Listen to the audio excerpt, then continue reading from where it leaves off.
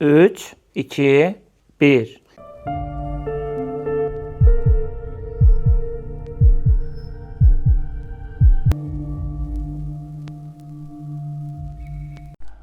Heç işçi çıxartmısınız? Çıxardarkən nə hiss eləmişsiniz? Axı bəs işçilərimizi sevməliydik, onlara dəyər verməliydik. Children's admiration is important to you? Yeah, it was. Well, I doubt they ever admired you, Bob. Hey, asshole, aren't you supposed to be consoling me? I'm not a shrink, Bob. I'm a wake-up call. You know why kids love athletes? I don't know, because they screw lingerie models. No, that's why we love athletes. Kids love athletes because they follow their dreams. Well, I can't dunk. No, but you can cook. What are you talking about? Your resume says that you minored in French culinary arts. Most students, they're working the fryer at KFC, but you bust tables at Il Picador to support yourself. And then you get out of college, and you come and you work here. How much did they first pay you to give up on your dreams? 27 grand a year. And when were you going to stop and come back and do what makes you happy? Good question.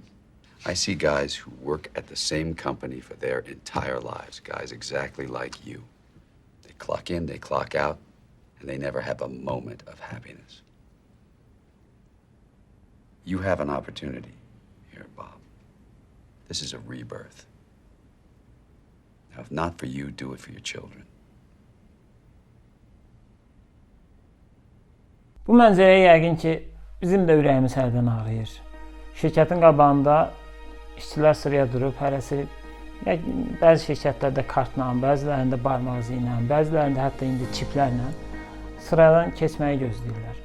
Çox da xoşbəxt olmadığı iş yerlərinə gedirlər və o məmnun olmayan sima ilə işlərini görürlər və ayın axırında alacaqları maaşdan ötürü buna dözürlər.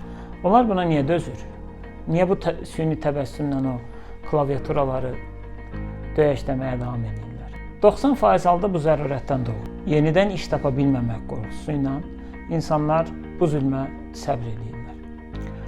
Bunun səbəbini məktəb, universitet, karyera üçlüyü nə baxışda tapmaq olar əslində. Amma bir qrup da var ki, onların dərdi daha ağırdır. Yüngül desək, onları alladıblar. Onlar elə bilirlər ki, o motivasiya kitabları, o seminarlarda, o məşhur quruların dediyi şeylər onlar üçün faydalıdır. Elə bilirlər ki, orada həyatın mənasını kəşf edirlər. Halbuki bilmirlər ki, bu dərin bir illüziya quyusuna doğru gedən yoldur. Burada problemin kökündə pul və onun ətrafında sıx birləşmiş materialistik uğur kriteriyaları dayanır.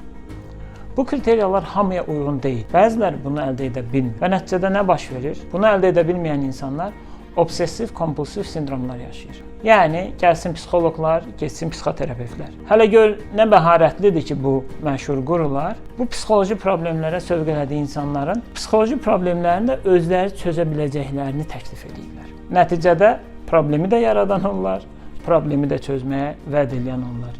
Yenə ortada əziyyət çəkən insanlar. Açığı bu ikinci qrupdan olanlarla müzakirədən bir xeyir görmədim. Xoşbəxtliyi də motivasiyanı da kənarda axtaranlar öncə daxilə dönməli olduqlarını və bu çözümü özünün dərk etməkdən keçdiyini anlamırlar. Yəni, bu proses özünü dərk etməklə başlamalıdır. Keçdik əsas məsələyə. Fağırın çörəyinə bais olmaq söhbətinə.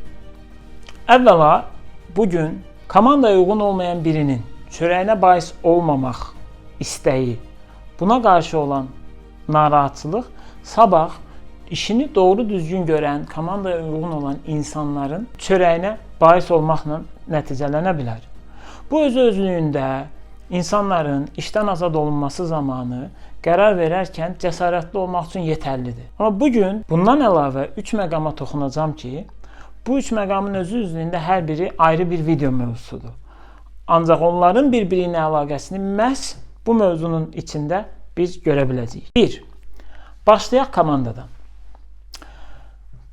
Komandanın tərkibi, komanda üzvləri arasındakı ünsiyyət normaları, iş bölgüsü tamamilə liderin mentaliteti və liderin üslubu ilə əlaqəlidir.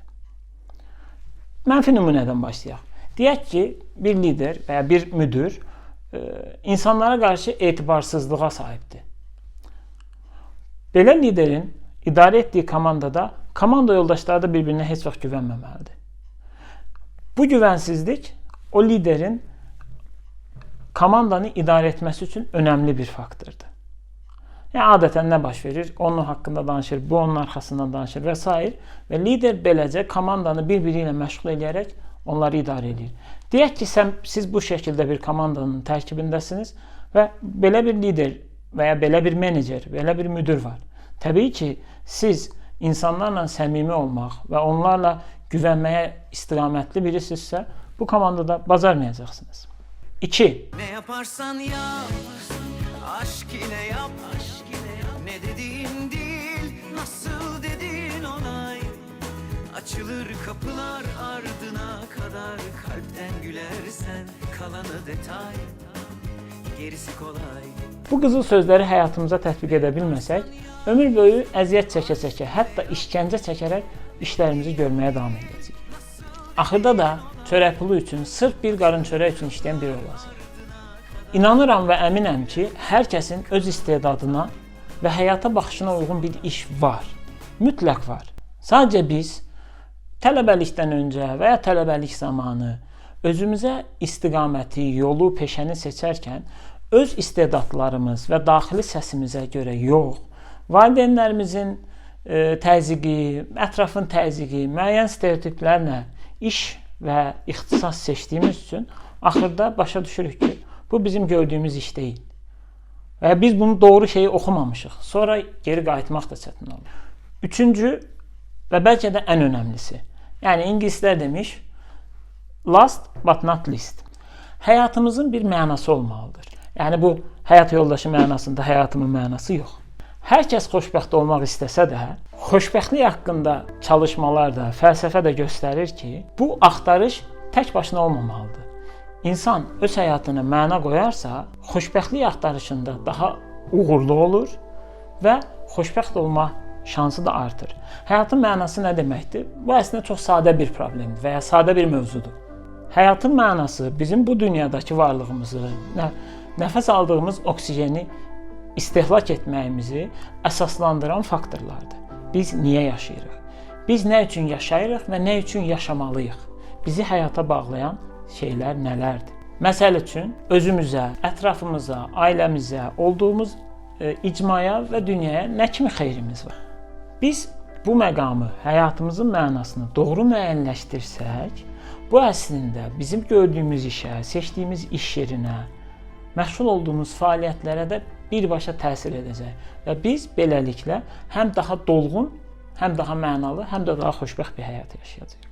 Yenə nəticədə müdir sizi qovmaq istəyirsə, bilin ki, ya müdir o müdir deyil, ya da yer o yer deyil.